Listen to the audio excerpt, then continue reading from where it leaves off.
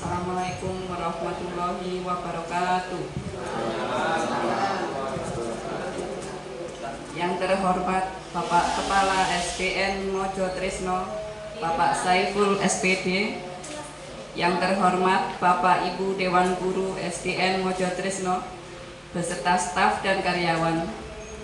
Puji syukur, alhamdulillah kita panjatkan kehadiran Allah Subhanahu wa Ta'ala, karena pada hari ini kita bisa hadir dan berkumpul di ruangan ini dalam rangka pengimbasan modul 1.4 budaya positif oleh Ninu Sumiarse CGP Angkatan 7. Salawat dan salam semoga tetap tercurah kepada junjungan kita Nabi Muhammad SAW yang telah memberikan petunjuk jalan kebenaran dari zaman kegelapan menuju zaman yang terang. Terang benderang penuh dengan cahaya Islam. Bapak Ibu yang saya hormati, sebelum acara dimulai, saya mohon izin membacakan susunan acara pada siang ini. Adapun acara sebagai berikut: 1. Pembukaan. 2. Menyanyikan lagu Indonesia Raya. 3. Sambutan kepala sekolah oleh Bapak Farid Ubaidillah yang diwakili. Keempat, doa. Kelima, materi. Keenam, penutup.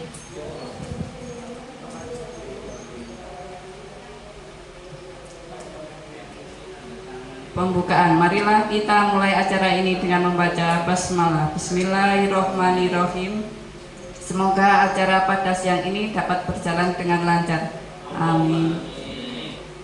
Acara berikutnya adalah menyanyikan lagu Indonesia Raya yang dipimpin oleh Ibu Erna Setianingsih SPD. Dipersilahkan.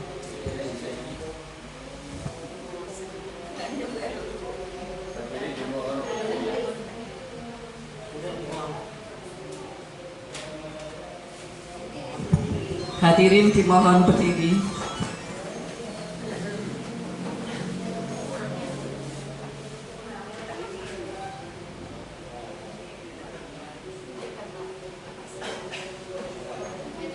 Hiduplah Indonesia Raya.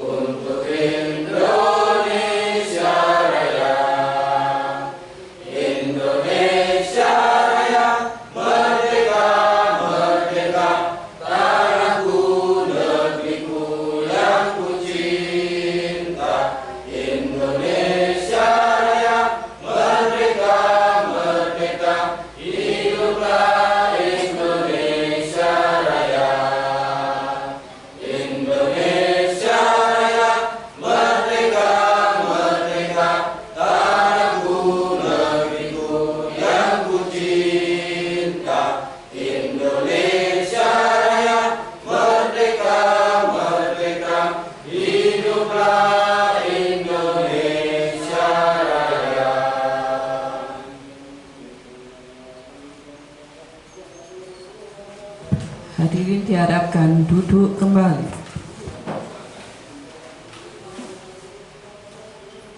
Acara selanjutnya adalah sambutan Bapak Kepala Sekolah yang diwakili oleh Bapak Farid Ubaidillah. Kepada beliau disilahkan.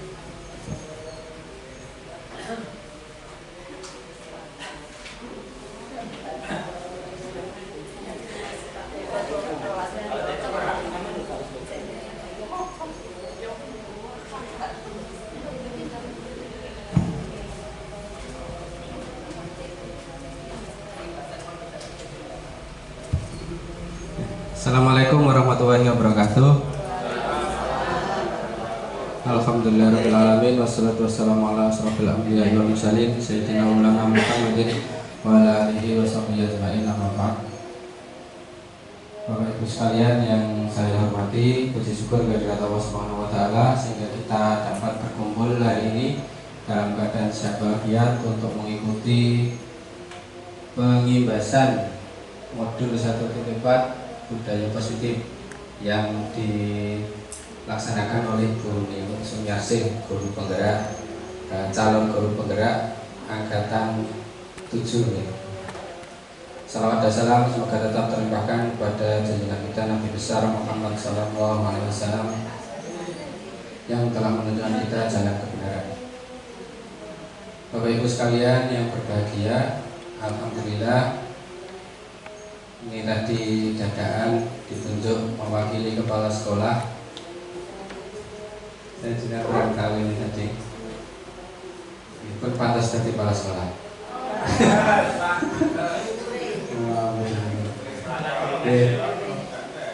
Mungkin ini tadi mohon maaf Bapak Saiful belum bisa hadir mungkin di kegiatan ini karena ada acara lain, tapi beliau tadi berpesan agar kegiatan bisa tetap dilaksanakan dan mendukung acara ini. Kegiatan pengimbasan modul 1.4 budaya positif ini adalah salah satu tugas dari calon guru penggerak. Alhamdulillah di SD kita ada calon guru penggerak Bu Nino yang nantinya semoga setelah lulus juga bisa segera jadi kepala sekolah. Salah satu tugasnya adalah mengimbaskan budaya positif. Dan apa itu nanti budaya positif dan seterusnya akan disampaikan oleh Bu Nino. Intinya pada kegiatan hari ini semoga nanti bisa berjalan dengan lancar, yang tidak terlalu lama. Mungkin itu saja yang bisa saya sampaikan. Selamat sekali lagi kepada Bu Nino dan semoga nanti bisa menginspirasi teman-teman yang lain untuk mengikuti guru penggerak di angkatan berikutnya, dan semoga bisa membawa perubahan positif untuk pendidikan. Mungkin itu yang dapat saya sampaikan. Terima kasih. Wassalamualaikum warahmatullahi wabarakatuh.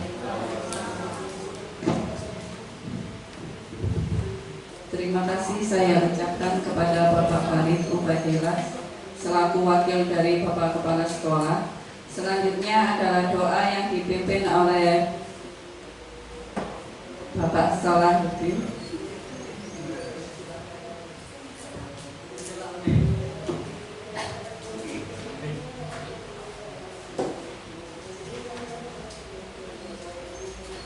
Lillahi ta'ala bi syafa'ati Rasulillah Muhammad sallallahu alaihi wasallam. Syu'ulillahi lahumul Fatihah. A'udzu billahi minasyaitonir rajim. Iyyaka na'budu wa أعوذ بالله من الشيطان الرجيم بسم الله الرحمن الرحيم اللهم صل وسلم على سيدنا محمد الحمد لله رب العالمين حمدا شاكرين حمدا عظيما حمدا يوفي نعمه وفي مزيدا يا ربنا لك الحمد كما ينبغي لجلالتك الكريم وعظيم سلطانك اللهم انفعنا بما علمتنا وعلمنا ما ينفعنا وزدنا علما نافعا ربنا ظلمنا أنفسنا وإن لم تغفر لنا وترحمنا لنكونن من الخاسرين ربنا لا تؤاخذنا إن نسينا أو أخطأنا ربنا ولا تحمل علينا إصرا كما حملته على الذين من قبلنا ربنا ولا تحملنا ما لا طاقة لنا به واعف عنا واغفر لنا وارحمنا أنت مولانا فانصرنا على القوم الكافرين ربنا آتنا في الدنيا حسنة وفي الآخرة حسنة وقنا عذاب النار وصلى الله على سيدنا محمد وعلى آله وصحبه وبارك وسلم سبحان ربك رب العزة عما يصفون والسلام على المرسلين والحمد لله رب العالمين. Assalamualaikum warahmatullahi wabarakatuh.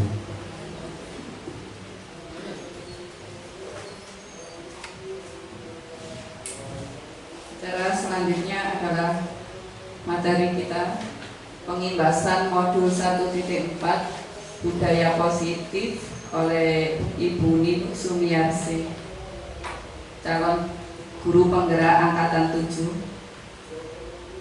Dipersilakan.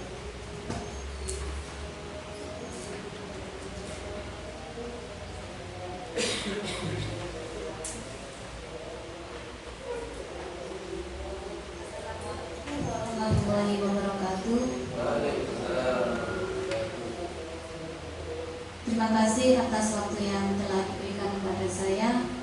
Saya mohon maaf dan mohon izin untuk berdiri di depan karena saya akan ini sebuah tugas dan untuk selesaikan dalam hal ini yaitu pengimbasan modul 1.4 tentang budaya positif, di mana ini nanti saya akan menyampaikan beberapa materi. Untuk mukadimah saya mengikuti yang depan, dan saya ucapkan terima kasih pula kepada Bapak Ibu Dewan Guru dan warga sekolah telah hadir dalam kegiatan ini. Terima kasih sekali sudah meluangkan waktunya untuk kegiatan ini.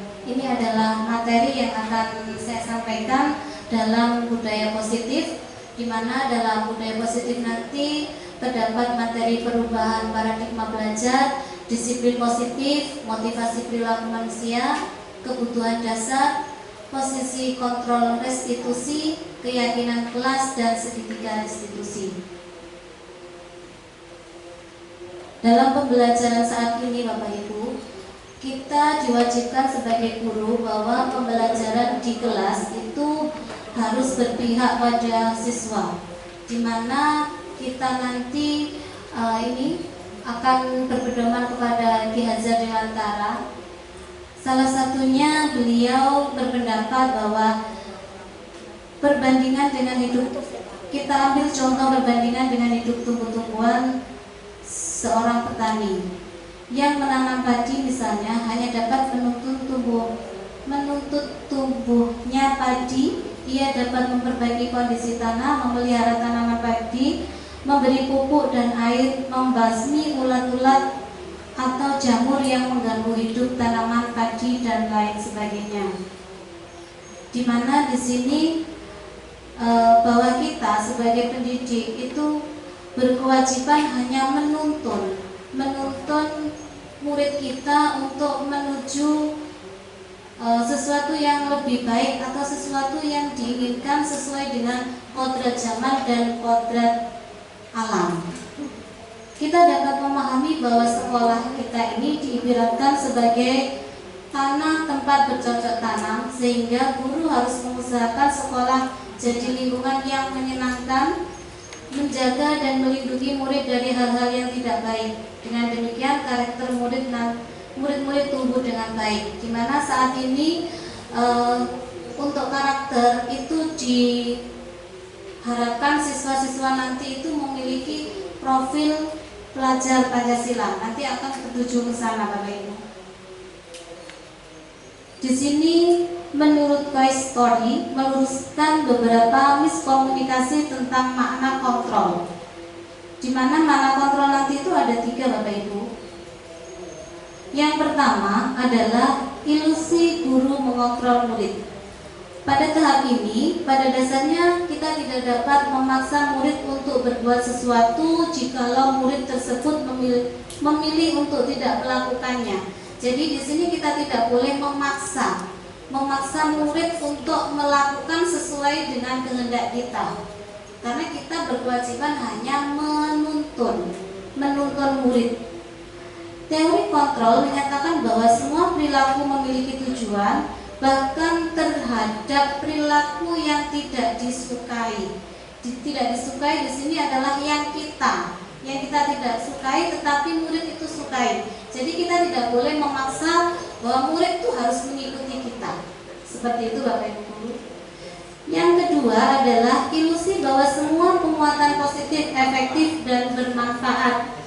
Penguatan positif atau bujukan adalah bentuk-bentuk kontrol. Segala usaha untuk mempengaruhi murid agar mengulangi sesuatu perilaku tertentu adalah suatu usaha untuk mengontrol murid tersebut.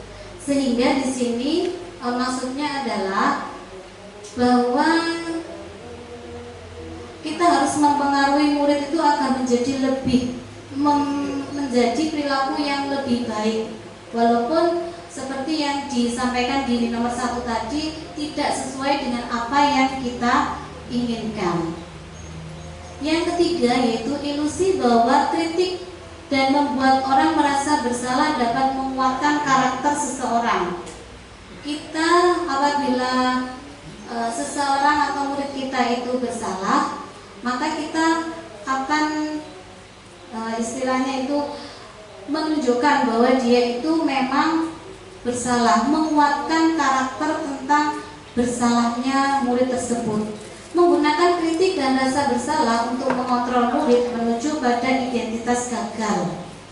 Mereka belajar untuk merasa buruk tentang diri mereka. Mereka mengembangkan ideologi diri yang negatif. Itu tadi adalah miskomunikasi tentang makna kontrol yang dicetuskan oleh Koistori. Ya, yang keempat, ilusi bahwa orang dewasa memiliki hak untuk memaksa. Di sini kadang-kadang kita beranggapan bahwa kita itu seorang guru harus bisa memaksa murid kita untuk melakukan hal-hal yang menurut kita baik, tapi belum tentu yang menurut kita baik itu menurut siswa itu baik. Di sini pengertiannya, banyak orang dewasa yang percaya bahwa mereka memiliki tanggung jawab untuk membuat murid-murid berbuat hal-hal tertentu. Apapun yang dilakukan dapat diterima selama ada sebuah kemajuan berdasarkan sebuah pengukuran kinerja. Jadi kalau memang dia mau bekerja sesuai dengan keinginan kita, maka itu dikatakan bahwa kita itu memiliki hak untuk memaksa murid tersebut. Materi yang kedua yaitu perubahan paradigma belajar. Bagaimana seseorang bisa berubah dari paradigma stimulus respon kepada pendekatan teori kontrol? Di sini menurut Stephen R. Covey, bila kita ingin membuat kemajuan perlahan sedikit-sedikit, ubahlah sikap atau perilaku Anda. Namun bila kita ingin memperbaiki cara utama kita, maka kita perlu mengubah kerangka acuan kita. Ubahlah bagaimana Anda melihat dunia, bagaimana Anda berpikir tentang manusia. Ubahlah paradigma Anda, skema pemahaman dan penjelasan aspek-aspek tertentu tentang realitas. Di sini ada stimulus respon dan teori kontrol yang menurut beliau tadi, di mana stimulus kontrolnya ada 8 Bapak Ibu. Yang pertama adalah realitas atau kebutuhan kita itu sama. Semua orang memiliki hal yang sama. Kita mencoba mengubah orang agar berpandangan sama dengan kita. Di sini yang kita maksud adalah murid kita. Perilaku buruk dilihat sebagai suatu kesalahan. Orang lain bisa mengontrol saya bisa mengontrol orang lain. Pemaksaan ada pada satu bujukan gagal, seperti yang disampaikan ilusi tadi, model berpikir menang atau kalah. Sedangkan menurut teori kontrolnya, yang pertama, realitas kebutuhan kita berbeda. Jadi kebalikan dari stimulus respon. Yang kedua, setiap orang memiliki gambaran yang berbeda. Jadi antara murid dengan guru itu pasti memiliki gambaran yang berbeda. Sehingga kita tidak boleh selalu memaksa apa yang menurut kita itu baik, belum tentu baik pula untuk murid. Yang keempat, semua perilaku memiliki tujuan. Hanya ada yang bisa mengontrol diri Anda. Hanya Anda yang bisa mengontrol diri Anda. Anda tidak bisa mengontrol orang lain. Yang ketujuh, kolaborasi dan konsensus menciptakan pilihan-pilihan baru. Yang delapan, model berpikir menang-menang. Sehingga kita apabila ingin melakukan sesuatu hal, kita harus berpikir seperti yang nomor 8, model berpikir menang dan menang. Materi yang berikutnya adalah disiplin positif. Apa tujuan dari disiplin positif? Yaitu tujuan dari disiplin positif adalah menanamkan motivasi pada murid-murid kita untuk menjadi orang yang mereka inginkan dan menghargai diri sendiri dengan nilai-nilai yang mereka percaya. Di sini sudah saya singgung dan yang pertama tadi bahwa tugas guru adalah menuntun, ya, bukan istilahnya mentransfer ilmu atau bahasa Jawanya niku napa bangun jeli ilmu, ya. Jadi kita harus menuntun sesuai dengan kodrat alam dan kodrat zaman. Pengertian disiplin. Kata disiplin juga sering dihubungkan dengan hukuman. Padahal itu sungguh berbeda karena belajar tentang disiplin positif tidak harus dengan memberi hukuman. Justru itu adalah salah satu alternatif terakhir dan bila perlu tidak digunakan sama sekali. Jadi nanti kita akan membahas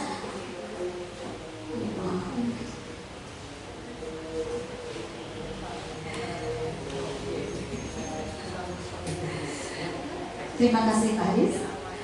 Bahwa di sini untuk mendisiplinkan murid kita tidak harus memberi hukuman, baik itu hukuman fisik, ya, ataupun hukuman yang non fisik. Nah, bagaimana nanti disiplin itu bisa muncul, Bapak Ibu? Itu nanti kita beri semangat ataupun motivasi kepada anak, atau tidak kita memberi contoh kepada mereka. Begini loh nak, disiplin. Tapi memang itu sulit Bapak Ibu ya untuk memberi disiplin karena apa? Kadang-kadang kita itu ada sesuatu hal yang tidak bisa kita lakukan, misalnya ketika masuk kelas dengan tepat waktu. Itu yang dibahas di modul 1.4 ini adalah disiplin untuk masuk kelas tepat waktu. Itu memang menurut saya juga sulit karena apa? Kadang-kadang ada kepentingan yang mendadak.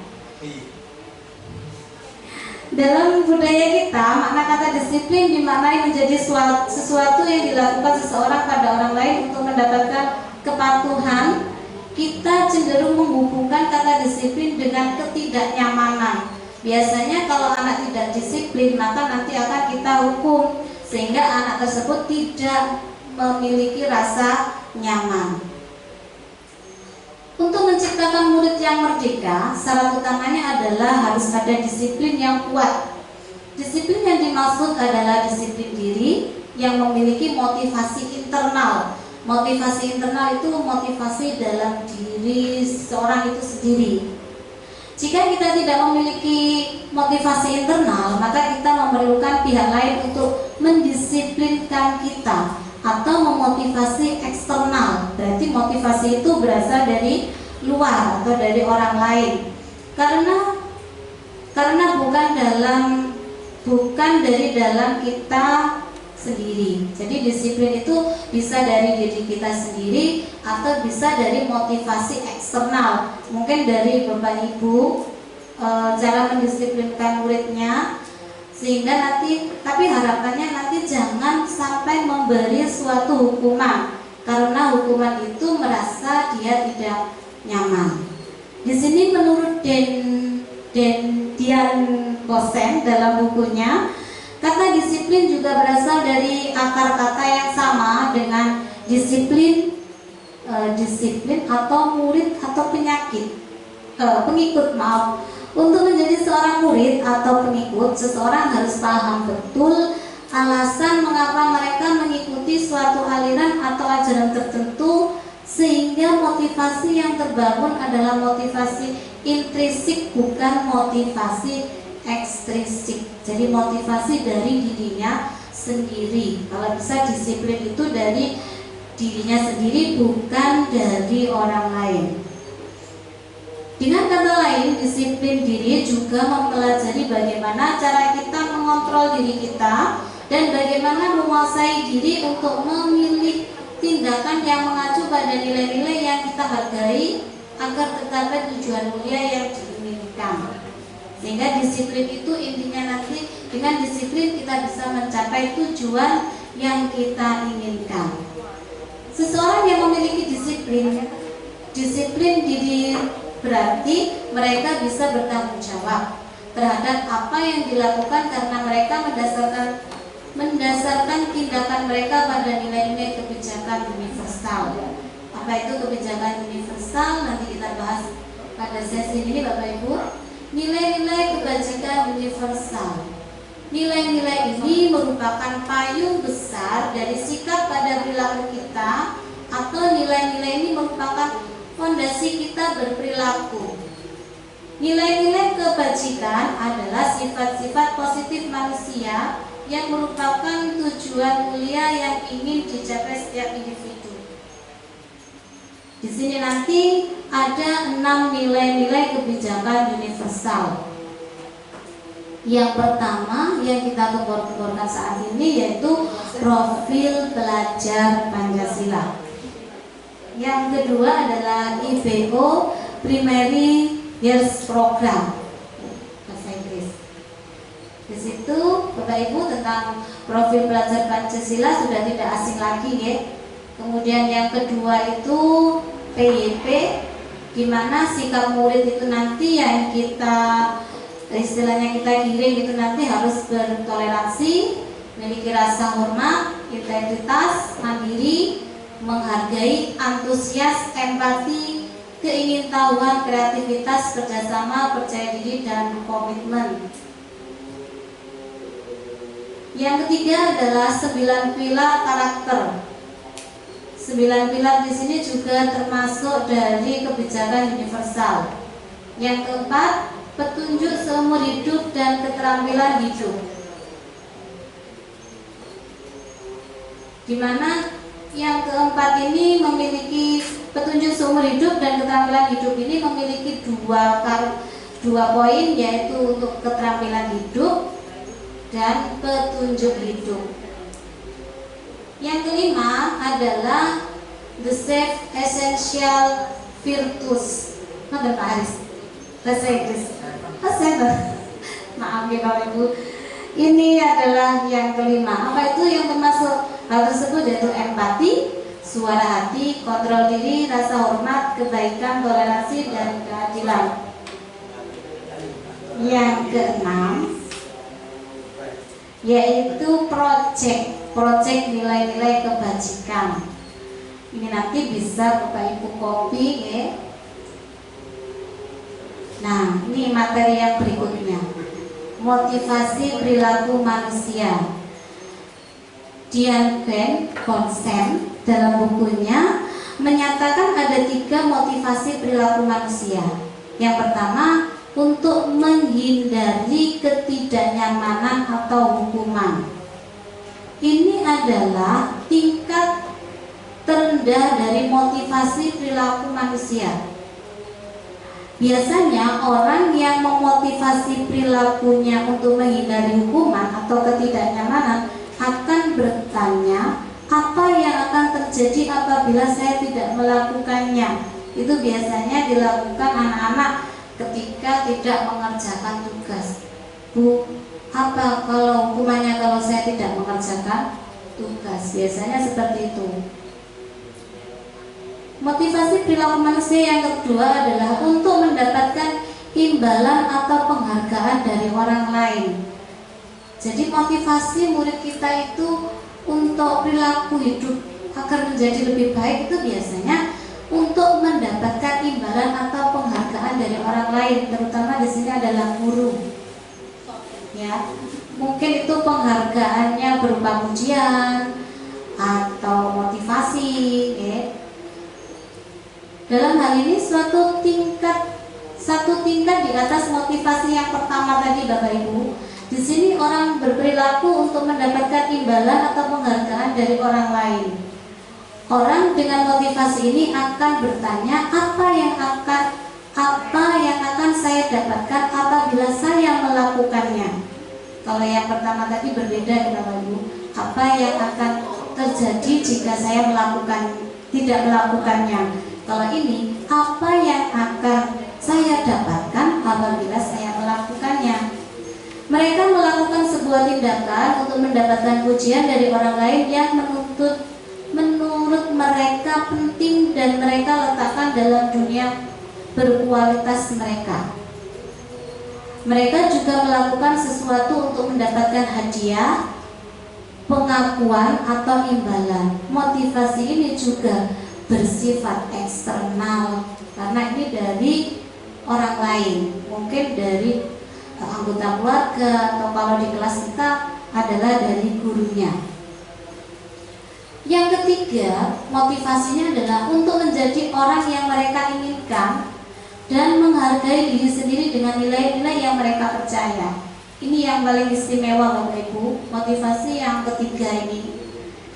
Orang dengan motivasi ini akan bertanya, akan menjadi orang yang seperti apabila saya melakukannya. Seperti apa? Akan menjadi orang yang seperti apa apabila saya melakukannya. Mereka melakukan sesuatu karena nilai-nilai yang mereka yakini dan hargai. Dan mereka melakukannya karena mereka ingin menjadi orang yang melakukan nilai-nilai yang mereka yakini tersebut. Ini adalah motivasi yang akan membuat seseorang memiliki disiplin positif karena motivasi perilaku bersifat internal. Jadi ini motivasinya dari dirinya sendiri. Saya melakukan ini karena saya ingin diri saya ini menjadi ini loh. Saya melakukan ini karena saya ingin seperti ini. Bukan Pak. Misalnya saya ingin mengikuti kegiatan CGP, misalnya seperti itu. Nah, saya hanya ingin mendapatkan ilmunya. Saya nanti tidak ingin mendapatkan pujian dari orang lain ataupun penghargaan dari orang lain. Jadi itu timbul dari dirinya sendiri, bukan dari orang lain karena hadiah. Iya, jadi ini dari internal, dari dirinya sendiri. Materi yang berikutnya adalah kebutuhan dasar manusia. Kebutuhan dasar manusia itu ada 5 Bapak Ibu. Yang pertama kebutuhan bertahan hidup, yang kedua kebutuhan kasih sayang dan rasa diterima, yang ketiga penguasaan, yang keempat kebebasan, yang kelima kesenangan. Mari kita bahas satu persatu Bapak Ibu. Kebutuhan bertahan hidup. Kebutuhan bertahan hidup adalah kebutuhan yang bersifat fisiologis. Untuk bertahan hidup misalnya kesehatan, rumah, dan makanan. Kebutuhan biologis, kebutuhan untuk tetap bertahan hidup. Iya, betul, makan untuk hidup. Itu adalah kebutuhan bertahan hidup. Berikutnya, kebutuhan rasa diterima atau kebutuhan untuk diterima. Kebutuhan ini dan 3 kebutuhan berikutnya itu adalah kebutuhan psikologis. Kalau yang pertama tadi adalah kebutuhan fisiologis. Kalau yang ini adalah kebutuhan psikologis. Kebutuhan untuk disayangi dan diterima meliputi kebutuhan akan hubungan dan koneksi sosial. Kebutuhan untuk memberi dan menerima kasih sayang, dan kebutuhan untuk merasa menjadi bagian dari suatu kelompok. Jadi dalam suatu kelompok itu harus ada rasa diterima dan menerima. Berikutnya adalah kebutuhan penguasaan. Kebutuhan penguasaan di sini adalah kebutuhan pengakuan atas kemampuan. Jadi Penguasaan kebutuhan ini berhubungan dengan kekuatan untuk mencapai sesuatu, menjadi kompeten, menjadi terampil, sehingga nanti diakui atas prestasi beliau. Yang keempat adalah kebutuhan kebebasan atau kebutuhan akan pilihan. Kebutuhan untuk bebas adalah kebutuhan akan kemandirian, otonomi, memiliki pilihan dan mampu mengendalikan arah hidup seseorang. Yang keempat adalah kebutuhan kesenangan, kebutuhan untuk merasa senang. Kebutuhan akan kesenangan adalah kebutuhan untuk mencari kesenangan, di mana bisa bermain dan bisa tertawa atau bahagia, ya. Jadi bahagia itu juga termasuk kebutuhan seseorang. Berikutnya adalah posisi kontrol restitusi. William di mana di sini menciptakan atau menyimpulkan ada 5 posisi kontrol yang diterapkan seorang guru, orang tua, ataupun atasan dalam melakukan kontrol. Apa saja kelima posisi kontrol restitusi tersebut? Yaitu penghukum, pembuat rasa bersalah, teman, pemantau, dan manajer.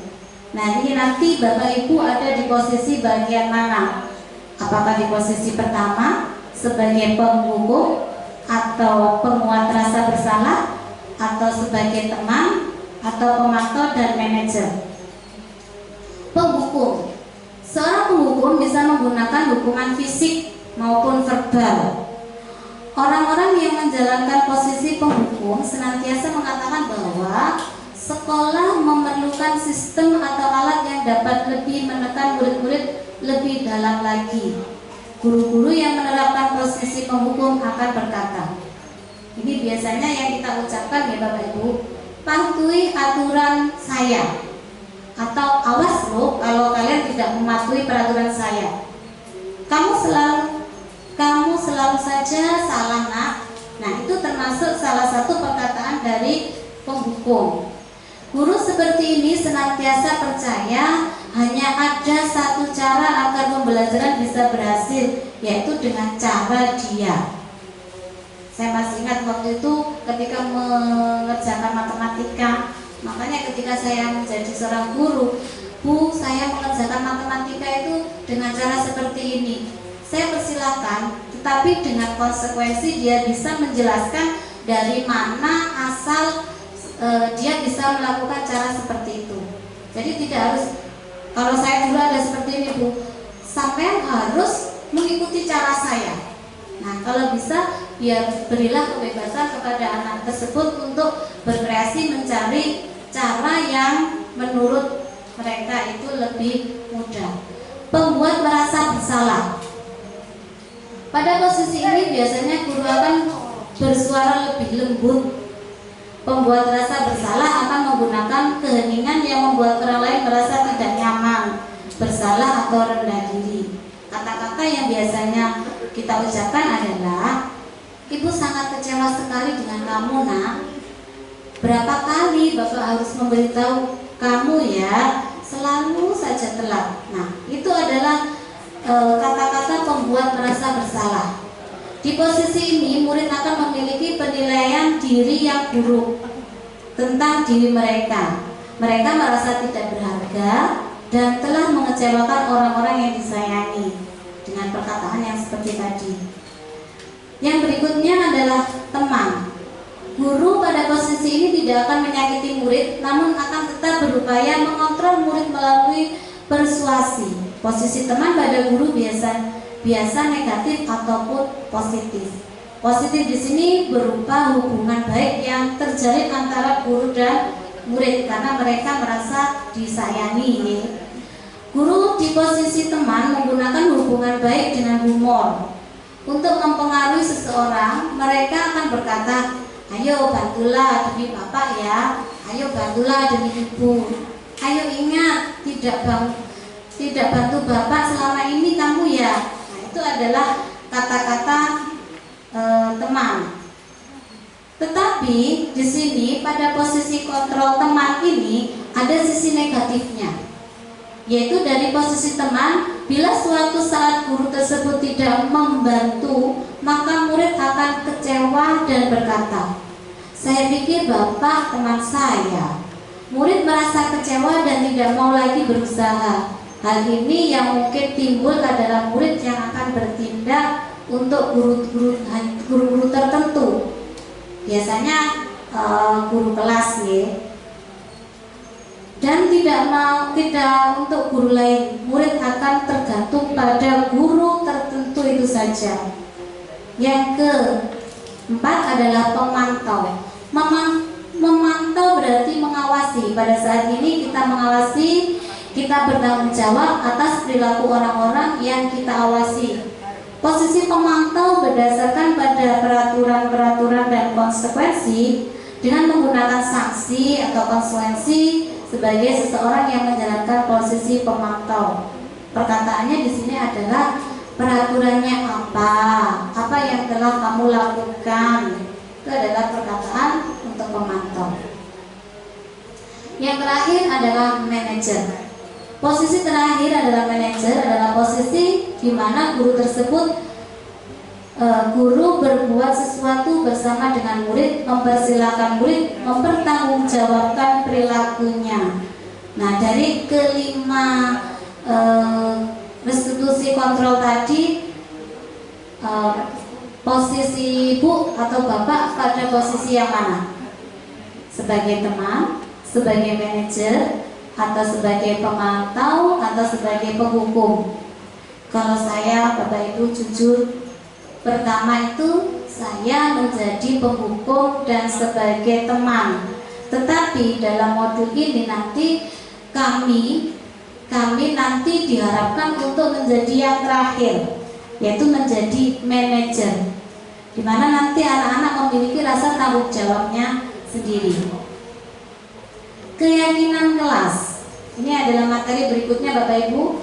Keyakinan kelas. Jadi ketika kita sudah mengontrol siswa kita, kemudian mengontrol diri kita berada di posisi mana, yang berikutnya adalah akan timbul keyakinan kelas.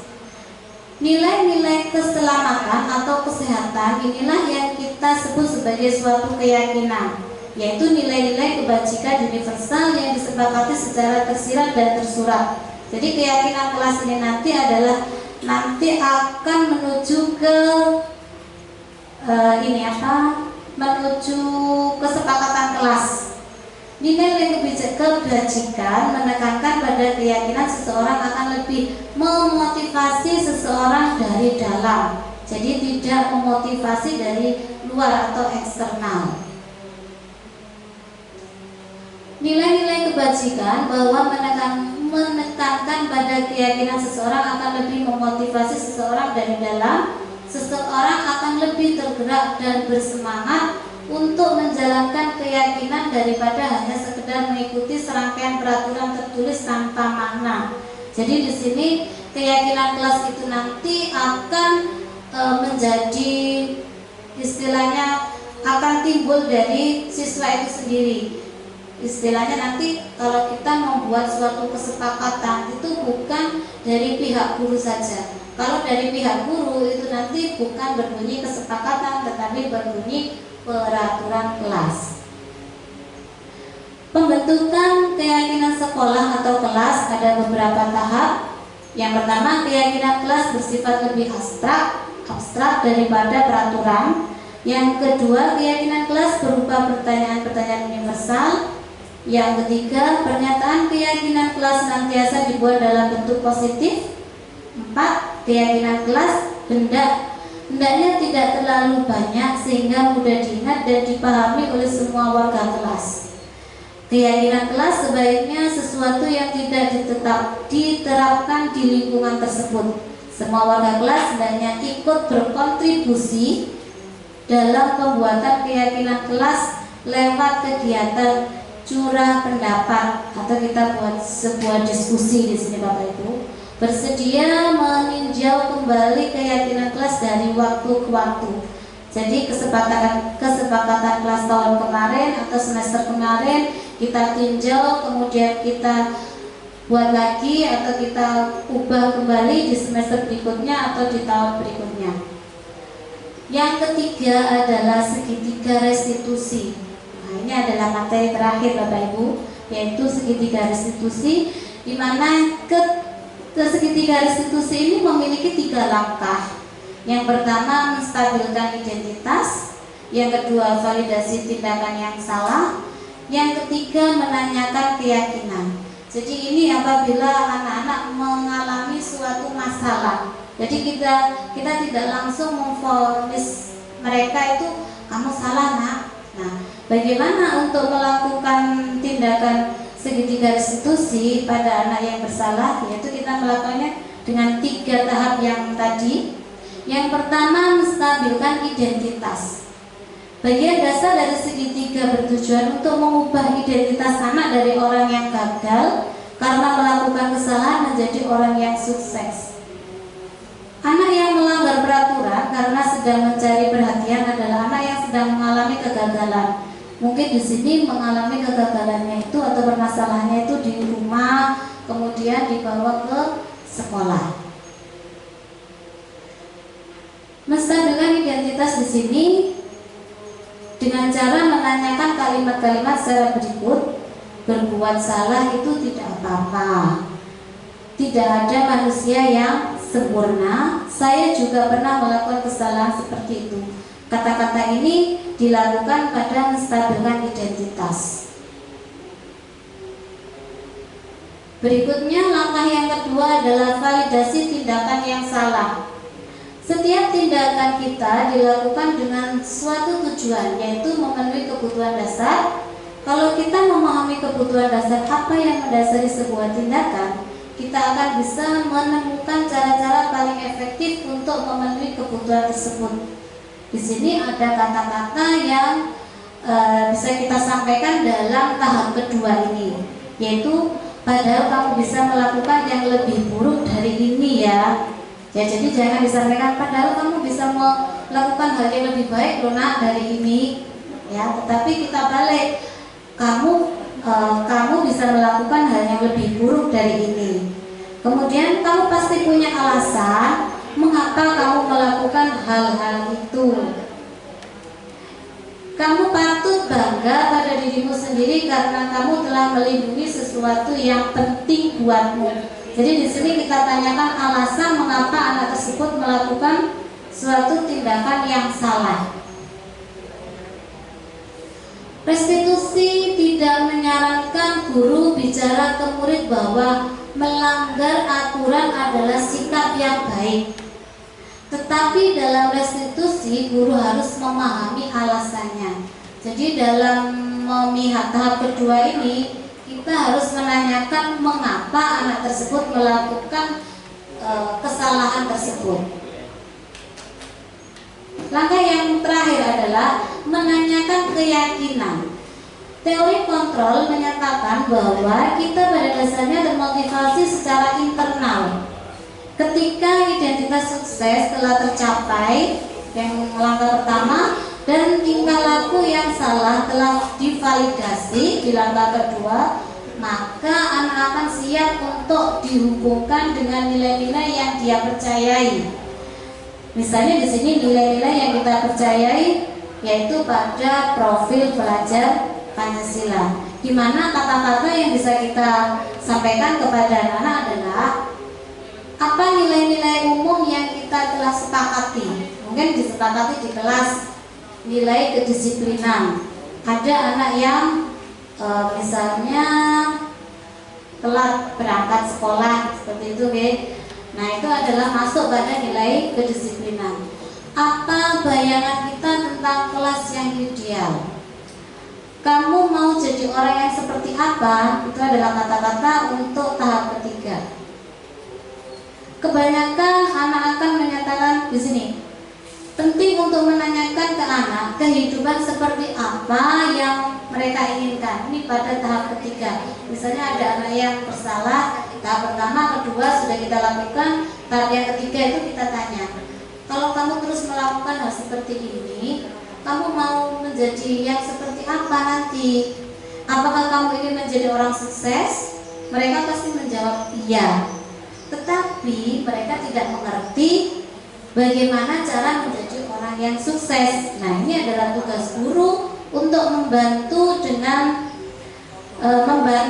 bertanya seperti apa yang jika mereka menjadi orang seperti itu, atau ketika anak sudah mendapat gambaran yang jelas tentang orang sukses itu yang bagaimana. Jadi kita bantu anak tersebut bagaimana sih pengertian orang sukses itu.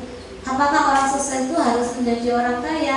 Mungkin kita tidak memberi gambaran seperti itu, Bapak Ibu. Orang sukses itu misalnya bisa menjawab pertanyaan, itu juga bisa dikatakan sebagai orang sukses.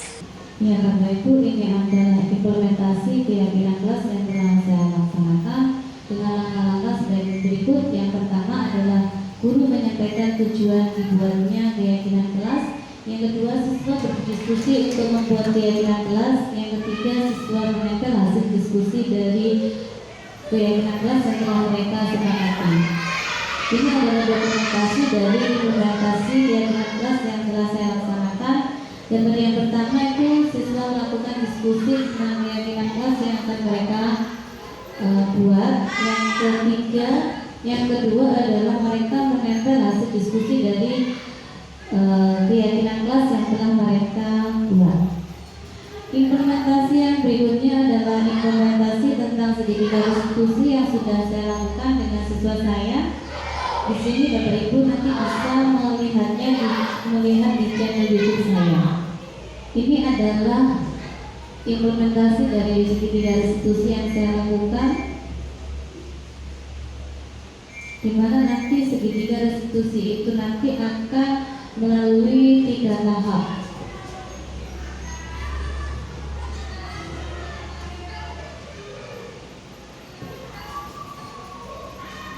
Tahapan yang saya lakukan adalah menstabilkan identitas, validasi tindakan yang salah, dan menanyakan keyakinan kepada siswa tersebut. Skenario-nya adalah di mana ada salah satu siswa yang tidak melakukan kegiatan piket, di mana kegiatan piket itu adalah suatu kewajiban bagi siswa tersebut. Ini adalah validasi masalah. Ini tahap yang pertama Bapak Ibu dalam segitiga restitusi.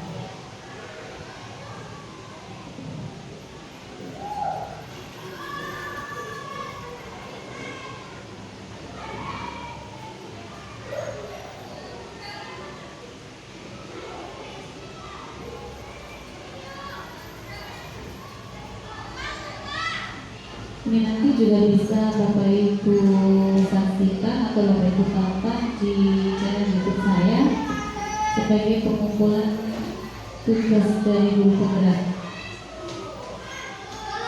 Ini adalah tahap pertama juga dengan suatu segitiga restitusi.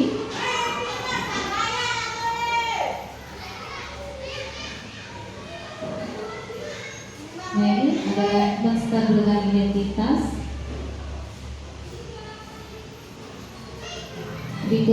Tahap berikutnya adalah memvalidasi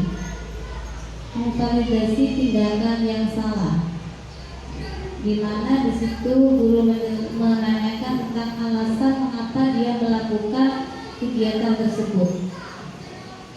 Tahap yang ketiga adalah menanyakan keyakinan kepada siswa tersebut, keyakinan apa yang telah dia langgar dari kegiatan tidak melaksanakan piket di kelasnya.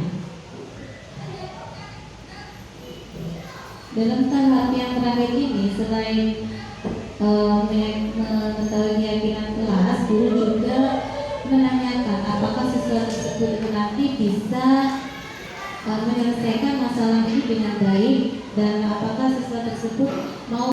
Demikian Bapak Ibu hasil dari implementasi restitusi yang telah saya lakukan bersama dengan peserta didik saya. Apabila nanti Bapak Ibu kurang paham atau kurang jelas, Bapak Ibu nanti bisa melihat segitiga restitusi yang telah saya laksanakan bersama guru saya, bisa Bapak Ibu lihat di channel YouTube saya.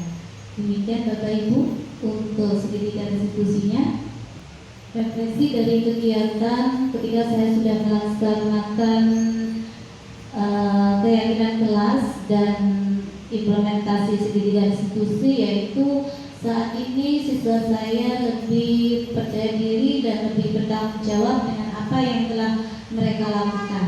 Dan refleksi apabila saya melaksanakan kegiatan pengibasan ini, saya harapkan nanti Bapak Ibu lebih paham lagi tentang adanya budaya positif di lingkungan sekolah. Apabila ada pertanyaan, silakan Bapak Ibu guru untuk mengutarakan pertanyaan tersebut. Apabila tidak ada, terima kasih. Nah, seperti itu Bapak Ibu tentang pengibasan budaya positif, di mana intinya adalah bahwa pembelajaran kita itu harus menghamba kepada siswa dan pembelajaran itu harus berfokus pada siswa atau untuk siswa sesuai dengan perkembangan atau sesuai dengan kodrat zaman dan kodrat alam. Mungkin Bapak Ibu ada yang mau ditanyakan? Sudah cukup ya Bapak Ibu? Oke, terima kasih atas waktunya. Mungkin saya sudah menyita beberapa waktu dari Bapak Ibu semua. Saya mohon maaf dan terima kasih. Saya akhiri. Assalamualaikum warahmatullahi wabarakatuh.